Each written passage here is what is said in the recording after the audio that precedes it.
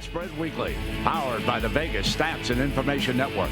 We want to make you a better handicapper, and we've got plenty of sports wagering information. Join VSiN's betting experts and odds makers as they discuss sides, totals, money lines, props, and parlays, so you take sharper action. Cashing tickets is what it's all about. It's Point Spread Weekly, powered by VSiN, and it starts right now. Welcome in. It's Jonathan Von Tobel, your host for this week's edition of Point Spread Weekly, and a great edition of Point Spread Weekly at that, because it is fight week, of course, UFC 249 from Jacksonville, and this edition of Point Spread Weekly just jam-packed with coverage for the Ultimate Fighting Championship's 249th promotion. Of course, I have a piece, which we'll get to momentarily. Lou Finicaro is going to join us actually in just a couple of minutes, handicaps the entire main card, and trust me, it's a deep card from the prelims on, so you're not going to want to miss out on it. And then Steve Mackin is going to join us as well as we get into college football. And that's not all we have for this week's edition of Point Spread Weekly. What we won't cover today, how about some other things on the ponies. We're going to talk with Ron Flatter, but Dave Tooley's got his takes as he always does. We have win totals in the National Football League. William Hill keeping it going there too. So vsin.com/subscribe. Make sure you check that out, because the VSiN Plus subs are free until a major sport returns, and that means Point Spread Weekly is free until a major sport returns. As for myself, one of the big things that I've been excited about, not just the return of live sports in general, it's been the anticipation surrounding this event, particularly for UFC 249, because we've had the NFL draft, right? We've had ping pong, we've had darts, which of course Ron Flatter wrote about and we'll talk about today. We've had all of these other things. Korean baseball started earlier this week. But this is, it seems like, the real return, the first step, towards that human competition that a lot of people have been missing out on. And the UFC 249 taking center stage was a big part about what I wrote about. But it's not even just about the anticipation, because it's massive and it's going to affect the handle. Remember in the NFL draft, right, when it was so isolated, and the NFL draft is popular as it is, but because of its isolated spot in the sports calendar, because nothing was going on, PointsBet over in Jersey reported 12 times the handle than they had the year before. William Hill here in Nevada reported 5 times the handle than they had the year before. The handle was much bigger, and it's going to be a lot bigger for the UFC card this week for a lot of odds makers. I talked with John Murray. It was part of the piece. He likened it to a card with Conor McGregor on it, a high-end Monday Night Football game. That's the kind of handle we might see here for UFC 249. And look, there's no doubt either. Like, if you're not a mixed martial arts fan, if you don't really follow the UFC, this would be a quality card on any given day, regardless of where we're at in terms of the climate of the world and the fact there are no real live sports going on at this point. Tony Ferguson and Justin Gaethje, two dynamic strikers, will be going at it for the interim lightweight bout, the main event there. Henry Cejudo taking on Dominic Cruz. Dominic Cruz, maybe one of the all-time greats in the bantamweight division, trying to avenge a loss which he suffered back in 2016 to Cody Garbrandt. So he hasn't been active for almost 4 years, and he gets to take on Cejudo, who has been on this tear. So there's that. And then you have bigger names further down the card. A big question about whether Donald Cerrone are his recent losses, right? He's been finished 3 consecutive times. Is his chin going, which you really do see quite a bit with older fighters, or is it the fact that his last 3 opponents have been Justin Gaethje, Tony Ferguson, and Conor McGregor, all 3 ferocious strikers in their own right and guys who have finishing power? So there's a lot of intrigue, and there's a lot of quality fights on this card. And that's really what my piece is about, not just the handle, but what you might see from this. I thought one of the more intriguing angles, we talked with quite a few people for this piece, but if you looked at a guy like Jimmy Smith, who we talked to, and we talked about a former MMA fighter and an analyst for ESPN International, and we talked to him about what you might see, because the preparation has been so different for a lot of these fighters, right? Fighting on mats in their gyms with one person, as opposed to being able to go to their camp, right? And being able to train like they normally do. And he brought up UFC Brazil. Remember the Brazil card? It was right when all this went down. They decided not to have people there. It was an empty arena. There were 9 consecutive decisions on that card. Maybe a lot had to do with the out of octagon distractions, as Jimmy brings up in the piece. But it might be something you see for this UFC 249 card. The preparation is so different, and it might have a massive effect on the way some of these fighters fight. They might be tight. They might want to take chances, right? They might not want to do those things. So maybe these drag out, and ultimately that's really good for the books, right? You want things to go to decision, these 7-way props, the fact that people can bet on whether it's going to be finished by TKO, submission, things like that. Bettors like the finish. So if it goes to a lot of decisions, it's good for the books. But that's all in my piece, again, up at Point Spread Weekly. So check it out. Point Spread Weekly. Check it out at vsin.com/subscribe. They are free until a major sport returns. So make sure you get into it, all right? And we'll have plenty of that here on Point Spread Weekly. With that, this weekend's edition of Point Spread Weekly is, of course, well underway. Let's head out. We'll welcome in Steve Makinen, editor of Point Spread Weekly, the mastermind behind all of it. Steve, always good to talk to my friend. Let's dive in because, of course, you have been diving headfirst into college football. You've kind of had this series going on, right, the last few weeks. You've gotten more and more into how you've evaluated these teams, and now we're getting into win totals for you.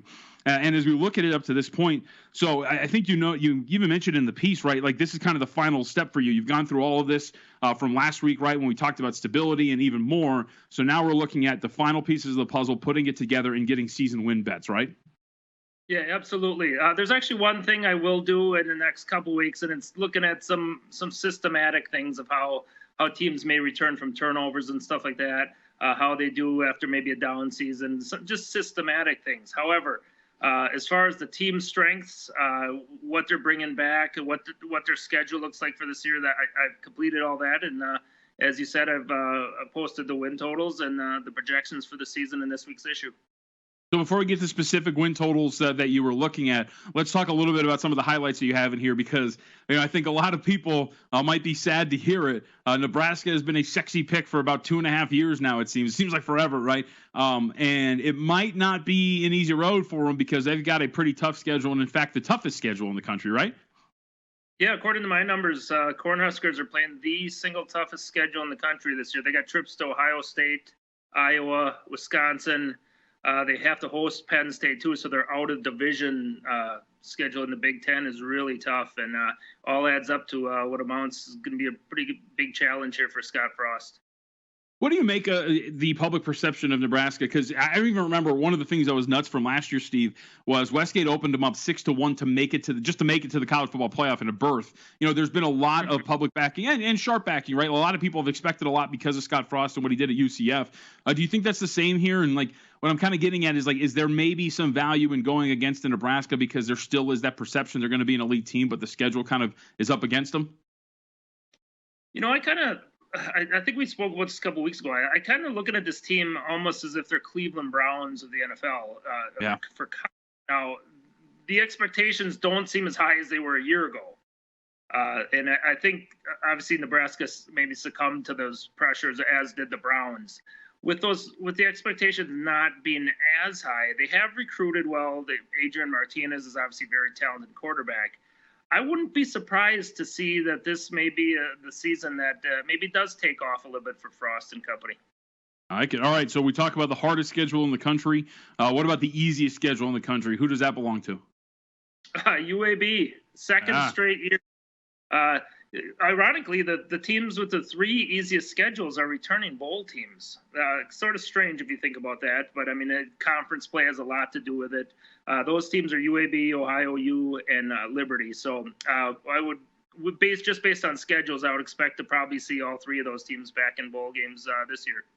Well, generally, and when it comes to just UAB, I'm thinking is part of it just the CUSA in general, especially their division a little down this year. Yeah, absolutely. In fact, I have them. You'll see in my projections for this year that I have them winning their division and heading to the Conference USA Championship game. So, weak division there. They should be able to maintain the success they've had the last few years. I like it. All right, let's tie in some of the big boys then, because you note in your piece, of course, for the second straight season, Clemson highest win projection of any team. Along with them, give us a handful of teams that you expect to be in the running and contention for a college football playoff berth this year. Well, I think you have the obvious. You have the Clemsons, Ohio States, Alabamas. Oklahoma looks pretty good, assuming that they continue to get some very, very strong quarterback play, which they should. They got good pieces in place there. Wisconsin looks like a pretty good option this year. They don't have the tough out-of-division Big Ten schedule that they've had the last couple of seasons, so they're a realistic option. Georgia, Florida looks pretty strong, so we'll see. I mean, those are kind of the favorites, I guess, if you will. LSU's got a lot of challenges that people may be thinking, well, why didn't you talk about LSU? They're defending national champion. But they're in a tough division there, especially with the potential rises of Auburn and Texas A&M. So we'll see what happens with the Tigers. But the teams I talked about, they're probably going to make up the 4 spots in the playoffs. So when we talk about, we know the college football playoff, right? These Power Five teams, they have that monopoly. Maybe it's even not even Power Five, Power Four. Sorry, Pac-12. But when you look at the Group of Five, so it sounds like kind of the usual suspects when it comes to some of the best Group of Five teams this season, correct? Absolutely. UCF looks pretty strong again. Boise State, Appalachian State. I mean, I think if I look at a team that maybe could go undefeated and pull in an upset, they got a trip to Wisconsin, which is obviously going to be very difficult. But aside from that, this is a team that could win a lot of games and be a threat to even go undefeated. Obviously, you're not talking about a playoff team there. Talking about a New Year's Six bowl if possible, but the way that program's have been on the rise, wouldn't be surprised to see them have a really big season again. Steve Makinen with us here on Point Spread Weekly. How about last one before we get to some specific win totals? Some of the teams you're expecting to potentially make the biggest improvements and jumps from tough seasons a year ago. Yeah, some of these things that I come up with, a lot of when you see a season jump, it's almost more of a return to normalcy. So you get a team like Akron. I mean, I don't think they're overwhelmingly talented by any means, but their return to normal, they got Cato Nelson, pretty good quarterback there. They could go back to a situation where they're better than they have been, and I have them going up 3.3 wins, I think it is, something like that. Mm-hmm. Old Dominion is another team expected to be a little better than Fresno State, and one of the teams I'll have on my best bet for season win totals going up this year is Stanford. I really like what they have in place for a rebound season this season. Yep. I can't wait to see what's going to happen with the Purple Cats in Northwestern as well, because that was a team that I think a lot of people were high on last year, and the quarterback play really dragged them down. But you have a pretty good, intriguing, right? But it's pretty an intriguing quarterback room, right? Because Peyton Ramsey's going to transfer over there. You do have Hunter Johnson, who was a highly recruited kid, maybe a little bit over his head last year. But the quarterback room should be better, and you would think that there would just be a regression towards the mean with good to just neutral quarterback play, right? Yeah, absolutely. I think this is actually a better transfer situation this year for Northwestern because Ramsey's a Big Ten guy, and he's used to playing in the conditions, the environments of the Big Ten, and I think there's a lot better chance for success out of him than there was with Johnson last year. All right, so that gets into some of the specific win totals that you were looking at. One of the ones that you mentioned, of course, Northwestern, over the 5.5. Let's go to the ACC because last year – the Yellow Jackets were really up against it, and especially when you're making that transition, Steve, as you well know, right, from a system like the option, which has just been ingrained in that program for such a long time, to more of a pro-style offense. The personnel just doesn't fit what you want to do. It was kind of a rough year for them, but this season with a win total of 3, with the stability, right, they were one of your top stability teams as well, we could see a jump here in terms of their win total, right? Yeah, now, that said, they do face a very difficult schedule here. So I only have them favored in 2 games and then a pick 'em in another game. So if you count those 3 games right there, that's 3 wins, and that's their total. So assuming they do everything they're supposed to, they push. However, I think with the experience we're talking about here and the stability and the second year in the Jeff Collins system and the way that they've recruited well lately, I think this is a team that is capable of pulling some upsets this season. How about in the Pac-12? You mentioned Stanford. That was one of your top of the list plays in terms of the win total over. How about Colorado in a new system? Because we know, of course, Mel Tucker jumping ship for what was going on at Michigan State, but the Buffs having a better year than they did last year. Okay, so I know I'm going to get some feedback on this, some drawback, but a win total of 3. I mean, come on, let's be serious. Colorado, this is a well-known, well-respected program. Coaching change or not, I know they lost Montez, but let's face it, this team did not win with Montez as its quarterback that much. They haven't been in a bowl game in several years. Carl Durrell's got a pretty good couple recruiting classes in tow coming in. I think there's some big-time question marks throughout the Pac-12. So looking at the number of 3, I do see some value in that. Right, I'm totally with you. I mean, part of their schedule, right, and not only the non-conference matchups for the Mountain West teams, Colorado State maybe would take a bounce back with Dazio there, Fresno State, who's going to be a little bit better, but the conference schedule, Washington State, Arizona State, I mean, it's not teams that are leaps and bounds ahead of them in terms of just overall what you would consider power ratings or whatever it is. Pac-12 overall is there's a lot of parity, and it wouldn't be surprising if they were able to win a couple of games in conference, right? Yeah, absolutely. And with a new coach in there, if you're able to score a couple wins early, you get some positive momentum going. And it's a team that could have a power rating of mid 30s in my scale, or open season or high 30s. By the end of the season, they're high to mid 40s. You know what I mean? So Yeah. their chance of winning games later in the season are much better at that point.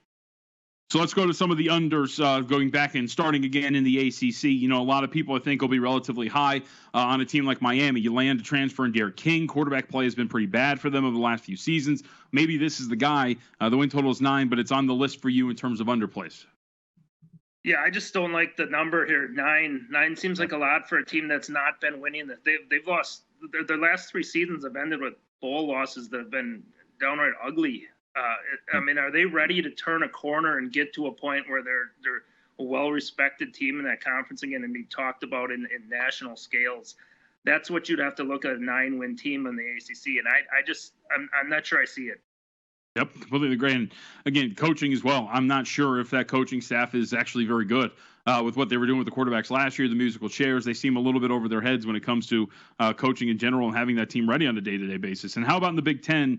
The Golden Gophers were a highly ranked team in the college football playoff rankings a year ago. A lot of it had to do with the schedule that was relatively soft, and they were barely getting by, especially in the non-con. This year it might be a little bit tougher after that 11-2 season, and a win total is 9 under here as well, correct? Yeah, no, this is a situation. This is a pretty good offense coming back. I'm not going to dispute that. They're losing a lot defensively. But one of the things as I analyze this schedule, I have 3 teams on my Big Ten list that I think are going to be improved this season: Purdue, Northwestern, Nebraska.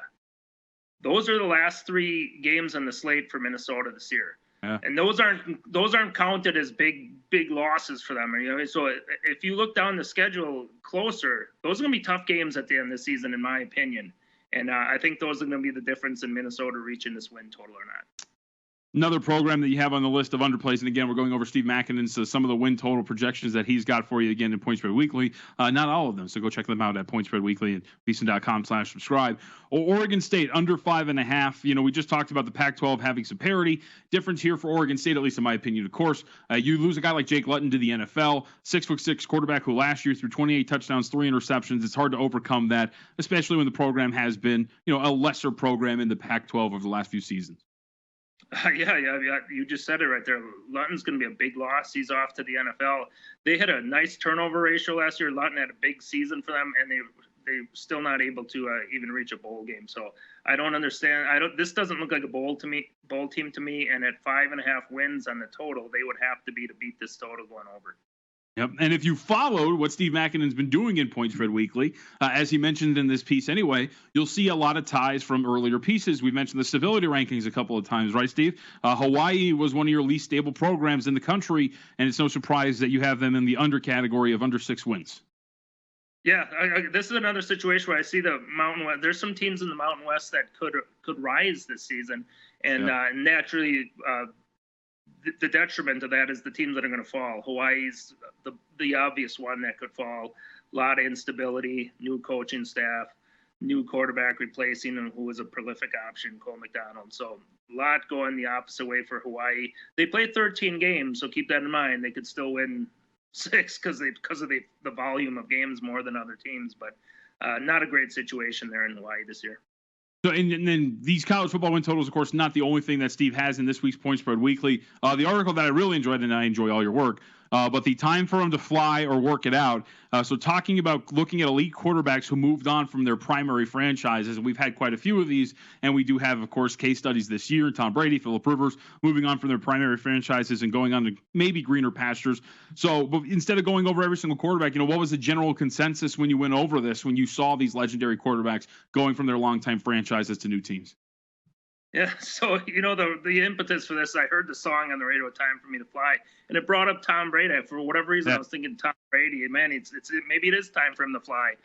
And I started looking back at which quarterbacks have left after a long time with their franchises and have really done well. And the only one you can really, really point to as being reaching ultimate success is Peyton Manning.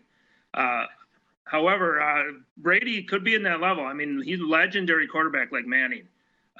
Good situation here, great talent there. If any one of these two quarterbacks, Rivers or Brady's going to fly, I believe it's Brady. Now, Rivers, on the other end, coming off a pretty big turnover season here.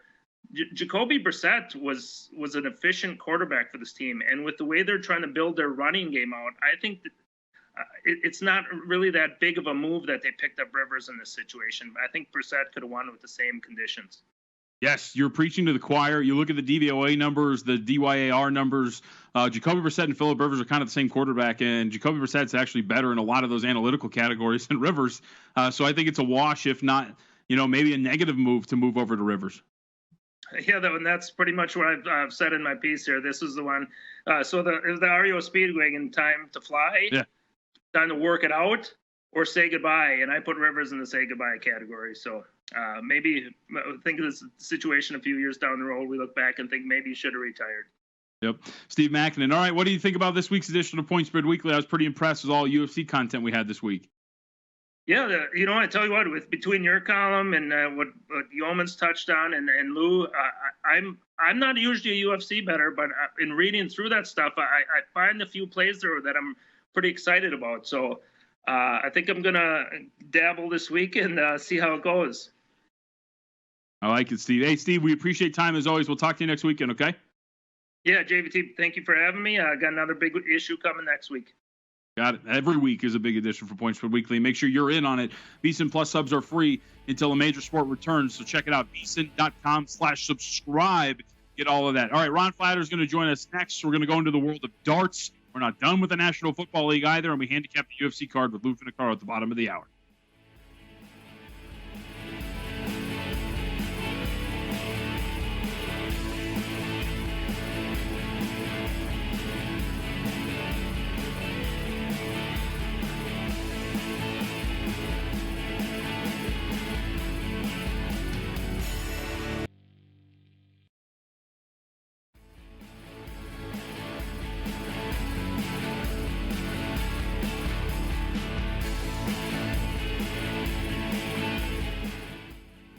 Welcome back to Point Spread Weekly. Make sure you check out PSW. It is free because the VSiN Plus subs are free. VSiN.com/subscribe. Almost every single eyeball that we have on UFC 249. Darts has joined the list of sports. We're going to get into that in a second with Ron Flatter, who wrote the piece on that. Sign up now. Get all VSiN's content for free until a major sport returns. Go to VSiN.com/subscribe. Headline: Bettors turning to darts. Bullseye. Ron Flatter with us here in VSiN's Point Spread Weekly. By the way, you're going to laugh at this. I just now realized that Bullseye is BULL''S. I did not realize that there was apostrophe until I read your piece. Something that might have been proofread by editors who are wiser and better at spelling than I. So you and I could have been in the same boat. Probably looked that up. You're right. But I'm not going to tell you I knew that all along. I didn't. So walk us through. Let's. There's a lot to go on here with this darts piece, and again, it's really in depth. And make sure you go check it out for Point Spread Weekly. So let's just start with some basic rules and basic wagers for this, Ron. Because are we talking money line sport like baseball, or is there spreads of any sort when we're talking about recreational like NBA, NFL? What does the general betting board look like, and what are the rules for a darts contest, match, game? Yeah, a match. Yeah, and what happens is the way it works is there are two competitions that are going on right now, and it's all going on in England. You can stream it online. One of them goes on by day over there. It's the second level, and then the nighttime stuff, which is afternoon hour time. But basically, every game you throw 3 darts, and then you rack up a score, and then the other guy throws 3 darts, then you throw 3, and they throw. You start with 501 points on the dartboard, and you're trying to take all the points down. First one to 0 wins, and they win what is called a leg. And each leg enters into the match. And the matches are best of 7 or best of 9. So what you're betting on is which player in these duels will win this best of 7 or the best of 9. Where point spreads come into play is if one guy wins 4 legs in a best of 7 and the other guy wins 2, that's 4-2. So the spread is 2. And the total is 6. So you're betting the spread in terms of who will win the most legs in a match and by how much. And as far as the total is concerned, how many legs will be in the match. So it's sort of like if you were betting on a baseball playoff and will it be in the best of 7? If it's a 4-1, okay, you win by 3, the total was 5. And that's how it works. Got it. Is this something, I know when we were talking earlier about like the table tennis, is this easily accessible in terms of being able to watch it after you bet on it? Easier than table tennis. There are two ways you can do this, but basically you look it up, and you have the two circuits that are going on right now. The competitions are the PDC Home Tour, PDC Professional Darts Competition or Corporation or whatever, PDC. And these are everybody's playing at home, and so they just televise from home dart boards. So the PDC Home Tour starts every day at 11:30 Las Vegas time, so it's getting underway here in a few minutes. And these are 6 head-to-head, 9-leg matchups involving 4 players in a single group. The other competition that goes on from 2:30 in the morning Las Vegas time until 10 a.m. is the Icons of Darts, 7 players at a time. And you can stream them. There are, if you go to our story at Point Spread Weekly, we've got the links. But basically, PDC is one website. If you type that into Google, Dart Shop TV is another, and that's where you can get the live streams. And it's kind of fun to watch. I used to, in Australia, when I was living down there 15 years ago, darts would be on TV from England, and you could bet on it then. So this isn't just a pandemic thing. And you kind of get into it. It's almost like when you're watching poker on TV, and you get into it. I like it. By the way, because technology is awesome, if you go and download Point Spread Weekly, the links that Ron is talking about, they're hyperlinked into the articles. All you have to do is click on them while you're reading your piece, and then boom, you're right there. Have you dabbled yet? Have you been getting in terms of wagering? I know you got into the KBO. How'd it go? Yeah, I have. Mixed results, but I'm doing better than I have been with the KBO. I've put money. I finally won a KBO bet overnight.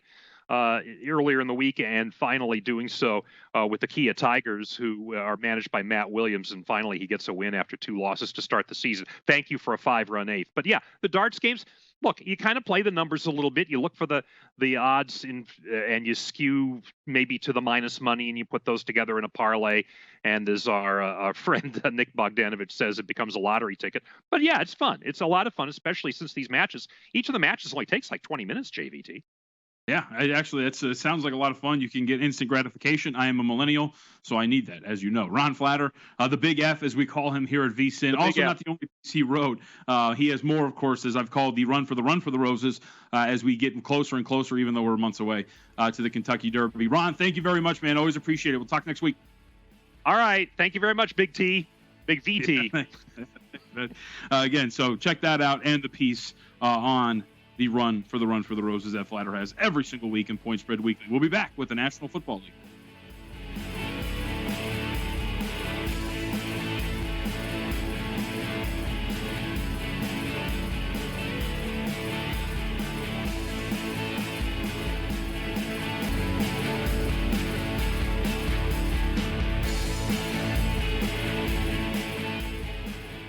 Point Spread Weekly here on VSiN, the Sports Betting Network. I'm your host, Jonathan Von Tobel, rolling through this week's edition. And on the horn, Brady Cannon, who's giving us a couple minutes to preview the AFC North. You can follow him on Twitter at Las Vegas Golfer, but a man of many hats. And he's been previewing these divisions one by one in PSW. Brady, we appreciate the time. It's always good to hear from you too, man. Let's dive right in because we don't have a lot of time. But the AFC North, obviously ruled by the Baltimore Ravens, sitting as the odds-on favorite to win the division, anywhere from 280, 250. Here's my question for you, though, because you expect some regression, right, from a team that went 14-2, and regression could even be like an 11-win team, which is their win total, by the way, 11.5. But if you look at strength of schedule, both from a traditional standpoint and from a win total standpoint for next year, they still have one of the 3 easiest schedules in the National Football League. Like, this team, from a record standpoint, could be just as good as they were a season ago. Yeah, I agree with you. I think it's going to be hard to see this team fall off too much, but you're exactly right. I doubt if they replicate 14-2. They also rank number 1 in DVOA.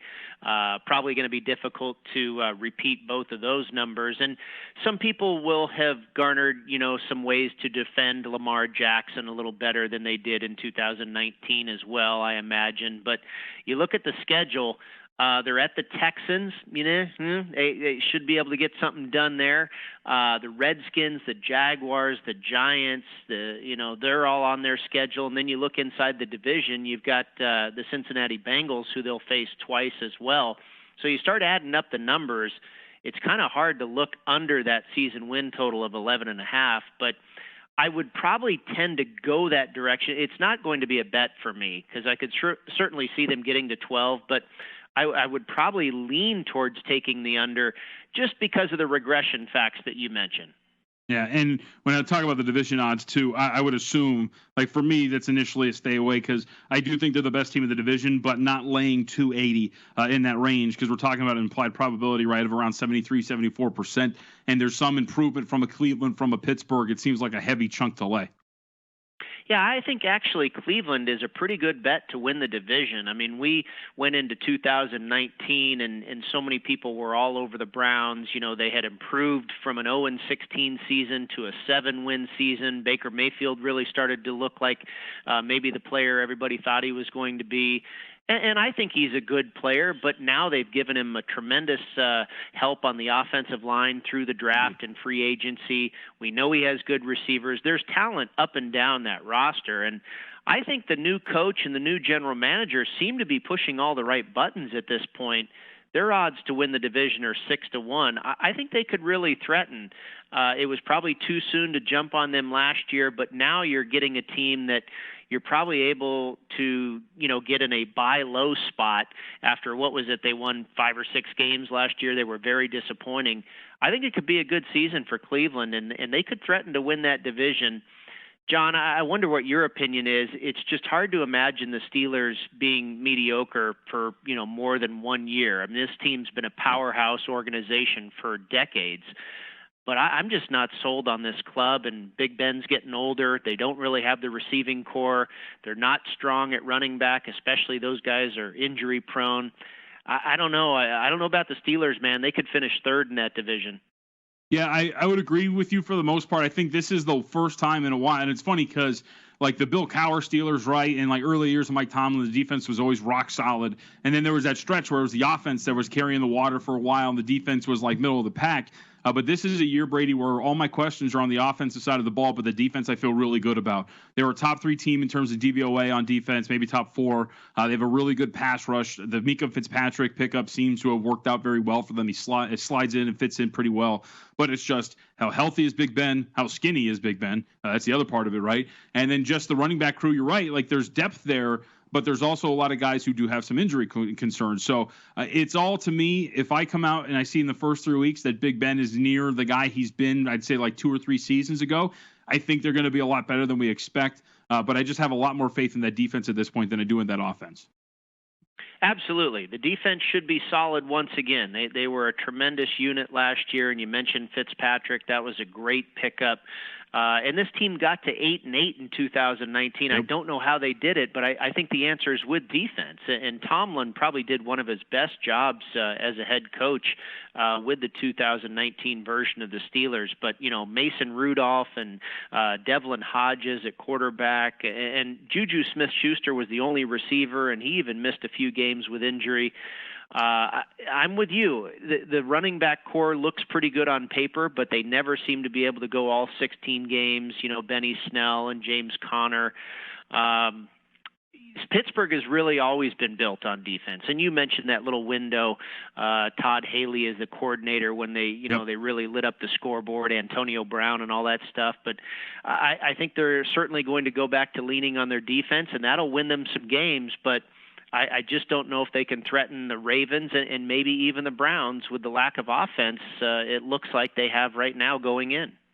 Yeah, and it's a topic for another day, but the fact that for some reason they weren't interested in getting a veteran backup behind him, Ben Roethlisberger, considering that their backups are the one that caused them to miss the postseason last year when they were 8-5 and lost the last 3 games, mainly due to quarterback play. But again, a topic for another day. So before we get you out of here, Brady, what about the Cincinnati Bengals? Coming off, of course, the 2-14 season, we have a new quarterback. They revamped the receiving core in the draft as well. You're expecting some guys to be healthier too. So I don't think we're going to talk about them really from the division standpoint, but mainly about a win total and some improvement. What's the improvement here for Cincinnati? I really like what they did in the offseason. Zach Taylor, in his second year, I think he was very aggressive in free agency. I think they did okay in the draft. Sometimes it's not always great to have the first pick, but obviously they got a great player who looks to be a great player in Joe Burrow. Now, it's going to take a while for him, in my opinion, to transition to the NFL game, but I think they did a lot of things to make this team better, and I would lean towards over on the season win total. They only won 2 games in 2019. That has to improve, and if you look at some of the metrics, they're better than a 2-win team. The one thing I don't like is how they address the offensive line. You've got this new, number 1 draft pick, Heisman Trophy winner, national champion, and I don't know how well of a job they did at protecting him. They added Xavier Sufulo, who was a backup at Dallas for a couple years, but then didn't take another offensive lineman until late in the draft. I think we've seen with Andrew Luck, you got to build the protection around that star prize player if you're going to advance. So we'll see if that makes a difference for Cincinnati. Otherwise, I think they'll be improved. Andrew Luck will forever be the example of not investing in your investment, essentially, not investing in your number 1 overall asset. Brady, always good to talk to you, man. Thank you very much. You've been doing a great job on these previews. Thank you, gentlemen. Have a good day. Yep, you got it, Brady Cannon. Follow him at Las Vegas Golfer, and of course, the work is up in PointsBet Weekly, which is free. VSiN Plus subs until a major sport returns. All right, UFC 249 on the other side when Lou Finocchiaro joins us next.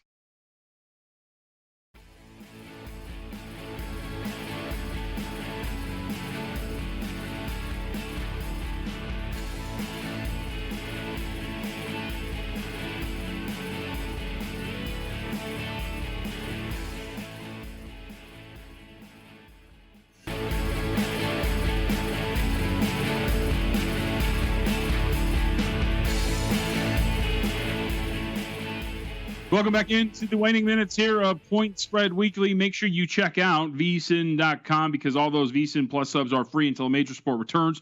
Point Spread Weekly this week jam-packed with UFC 249 information, but everything's free, man. Free's great, so go to VSiN.com/subscribe. Sign up. You don't have to worry about paying or canceling until a major sport returns. VSiN.com/subscribe. That is VSiN.com/subscribe. One of our regular contributors, not only on the air, on shows like Follow the Money and The Edge when we were up, but of course in PointsBet Weekly when it comes to Insight the Octagon, Lou Finocchiaro. Gambler is nice enough to give us a couple of minutes here today. Lou, appreciate the time. I hope you have been well, my friend, and I really do enjoy mixed martial arts. I have been waiting for this card for a while. It's going to be excited. Would rather have Ferguson and Nurmagomedov, but that's fine because we get live sports here. So I just wanted to ask you a general question. As this whole situation is kind of unprecedented and you start to hear stories of how these fighters are getting ready, which are really unorthodox, has your handicapping for this card changed at all given the circumstances that we're sitting in right now? Not other than trying to determine who it is that's training in Florida that is not affected by travel and who it is, like, for instance, Michelle Watterson, who trains with her husband. So this coronavirus situation has no effect on her whatsoever. So she should be a beneficiary, as are, I believe, some of the fighters that are in Florida that do not have to travel. I like it. All right, let's dive right into the card because it is a deep one and it is a good one, so we don't want to waste time. Let's start with the main event. I know that you already have Gaethje in the pocket.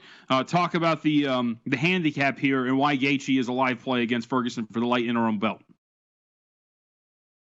I believe he's a strong consideration as a good underdog because the extra 3 weeks time from April 18th to May 9th allowed him to get close to the same camp, whereas Ferguson not only had to peak earlier for Nurmagomedov, he had to peak then for Gaethje, and on the 10th or 11th, he could have come off of that peak, but rather than do that, he made weight the following week on the 18th of April, and now has to come back 3 weeks later and do that.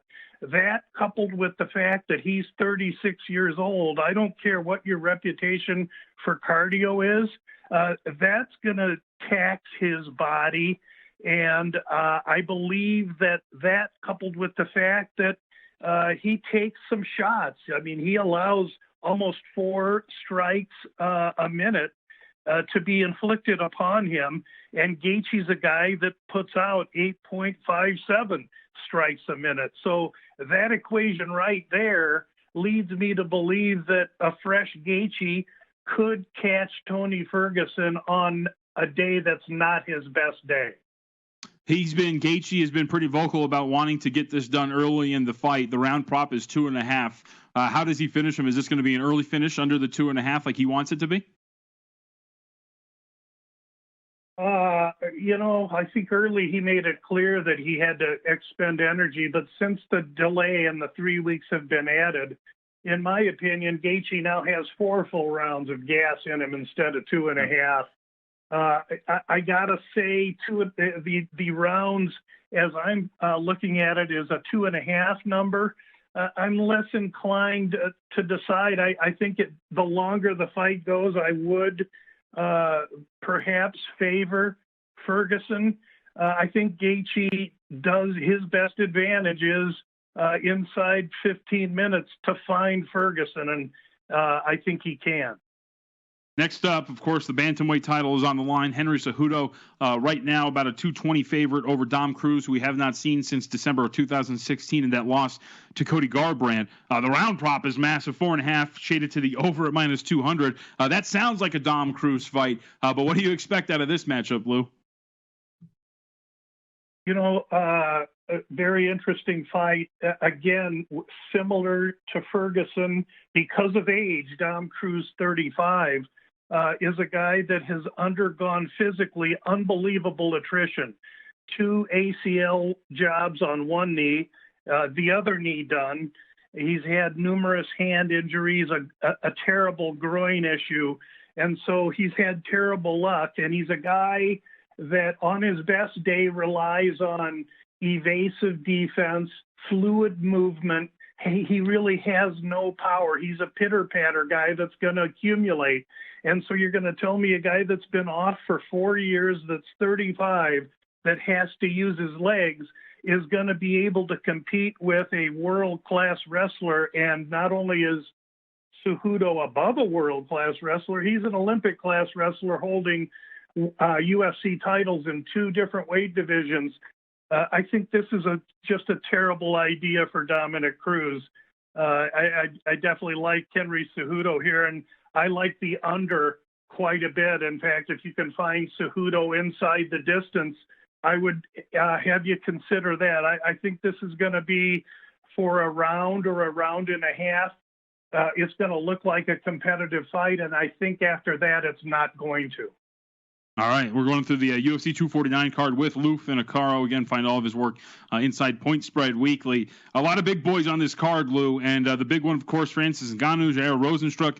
Right now, Ngannou about -280, depending on where you look, with a round prop of 1.5. What happens with the big dudes here in this matchup? Well, I think if Rozenstruik is going to be the much smaller man with giving up 5 inches of reach and 3.5 inches of leg reach. He's a kickboxer. For him to race right in and engage a fresh Ngannou seems suicidal to me. I do give the kid credit for IQ. He went 3 rounds with Overeem in his last fight, albeit the fact that he was kind of getting pieced up from the outside. Overeem's quickness and length was bothering him. In this fight, Ngannou's length is going to bother him, but Ngannou doesn't have the quickness Overeem does. Rather, he's taken 8 of his last 9 wins via KO, TKO, and his last 6 wins have been TKOs in the first round. So I believe Rozenstruik is well aware that he's going to need to chop Ngannou down over time.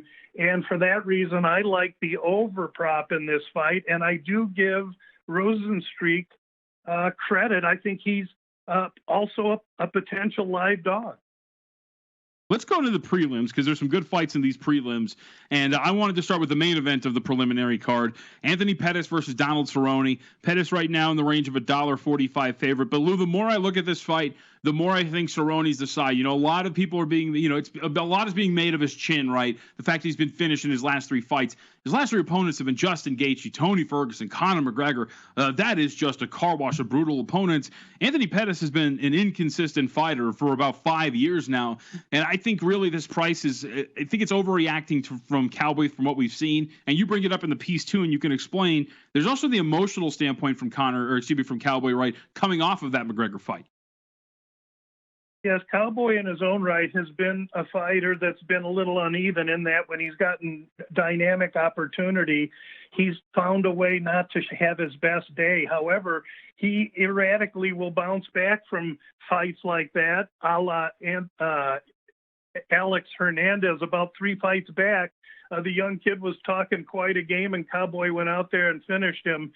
In this fight, what I like best about Cowboy is his size and the fact that he's had 11 fights at welterweight, albeit all those guys were bigger than him and had a lot more power, and he didn't do well in those fights. But nonetheless, he was there competing at that weight class where Pettis has only had 3. Pettis is struggling for his confidence. Yes, he beat Stevie Wonderboy Thompson. I regard that as a little bit more of a fluke, and I do think Cowboy as an underdog would be my consideration here if I was going to play the fight.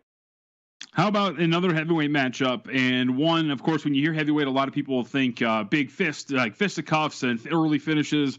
But this is between 2 high-level submission artists, in Fabricio Verdum and Alexei Oleinik. One, explain the price to me, because Verdum's coming off the 2-year suspension because of the failed drug test.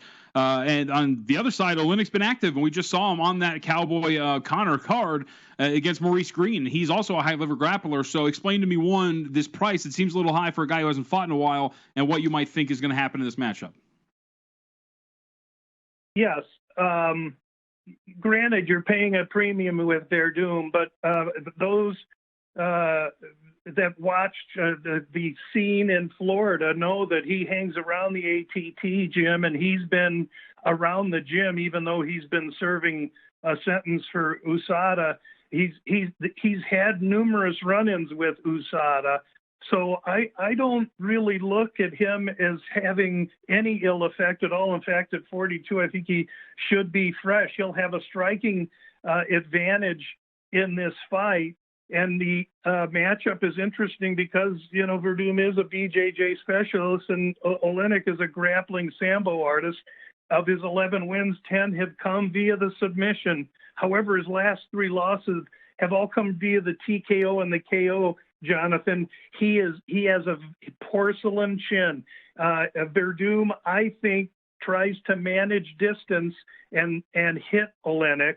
Meanwhile, I think Oleinik knows that he has a porcelain chin, and he's going to try and slow dance Verdum for 15 minutes. And I lean to an over here in what could really be a boring fight, I think.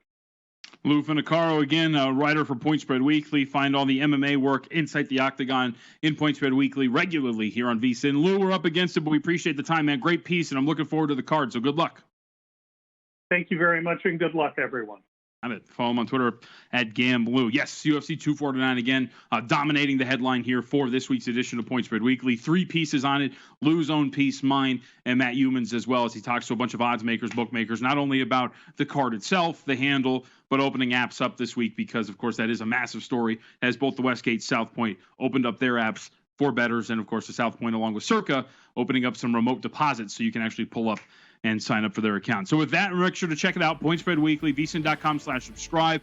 Not only just this week, every week is absolutely loaded with content. So check it out. It's free until a major sport returns, vsin.com/subscribe. Until then, we'll see you here on Point Spread Week.